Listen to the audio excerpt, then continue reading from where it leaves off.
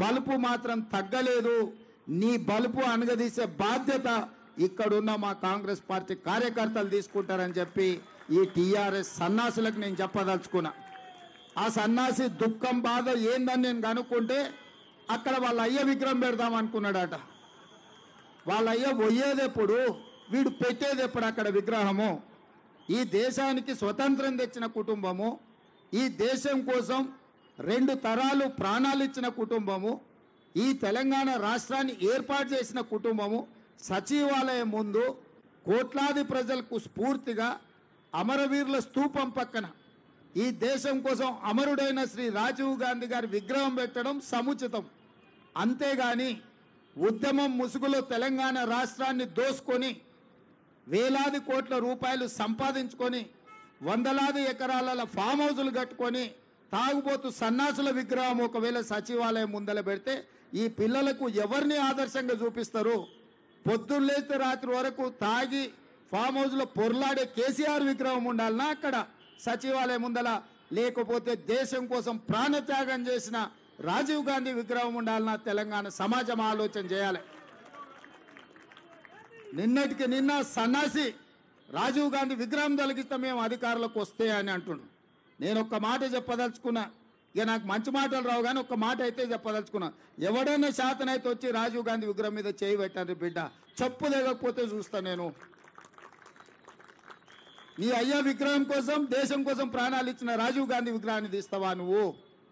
నీకు అధికారం అనేది కళలో మాట, కళలో కూడా నీకు అధికారం రాదు. అసెంబ్లీ ఎన్నికల్లో 39 సీట్లు ఇస్తే పార్లమెంట్లో వస్తే 7 సీట్లలో డిపాజిట్ పోయింది, 15 సీట్లలో 3rd ప్లేస్లో వచ్చిన సన్నాసి నీ పార్టీ మళ్ళీ అధికారంలోకి వస్తుందా? నీవు మళ్ళీ రాజీవ్ గాంధీ విగ్రహాన్ని తీస్తా అని మాట్లాడతావా? చింతమడక పోతావు బిడ్డ, నువ్వు అనుకుంటున్నా ఈ చింతపండు అవుతుంది అక్కడికి గిన వస్తే. ఆయనకి ఇప్పుడు తెలంగాణ తల్లి గుర్తొచ్చింది. ఇన్ని రోజులు గాడిదలను కాసినవా? 10 సంవత్సరాలు తెలంగాణ తల్లి విగ్రహం పెట్టాలని సన్నాసి తెలంగాణ గురించి మాట్లాడే నైతిక హక్కు నీకెక్కడదని నేను అడగదలుచుకున్నా. అందుకే పెద్దలు బట్టి విక్రమార్క గారి అనుమతితోని డిసెంబర్ 9, 2024 నాడు సచివాలయం లోపలనే తెలంగాణ తల్లి విగ్రహం పెట్టే బాధ్యత మేము తీసుకుంటాం.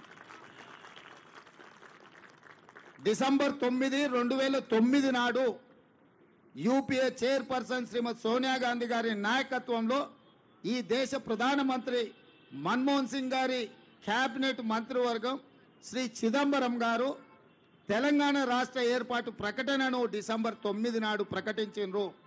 ఇదే కాకుండా మన నాయకురాలు శ్రీమతి సోనియా గాంధీ గారి జన్మదినం కూడా డిసెంబర్ 9. ఖచ్చితంగా తెలంగాణ తల్లి విగ్రహం సచివాలయం బయట కాదు, సచివాలయం లోపల తెలంగాణ తల్లి విగ్రహాన్ని ప్రతిష్ఠించే బాధ్యత నేను మా మిత్రుడు బట్టి విక్రమార్క గారు తీసుకుంటాం. హైదరాబాద్ నగరంలో మా హనుమంతన నాయకత్వంలో ఈ కార్యక్రమాన్ని చేపడతాం. మా చిత్తశుద్ధిని, మా నైతికతను ఏ సన్నాసి ప్రశ్నించాల్సిన అవసరం లేదు.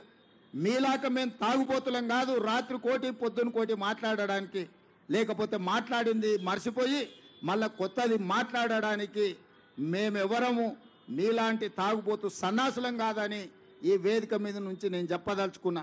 నువ్వు ఎప్పుడొస్తావు రాజీవ్ గాంధీ విగ్రహాన్ని తీయడానికి? తారీఖు చెప్పు, మా జగ్గాన్నకి చెప్తా, మా జగ్గాన్న వచ్చి అక్కడ ఉంటాడు. అప్పుడు తెలుస్తుంది బిడ్డ నీకు రాజీవ్ గాంధీ విగ్రహాన్ని ముట్టుకుంటే ఏమవుతుందో. అప్పుడు కానీ నీకు అర్థం కాదు.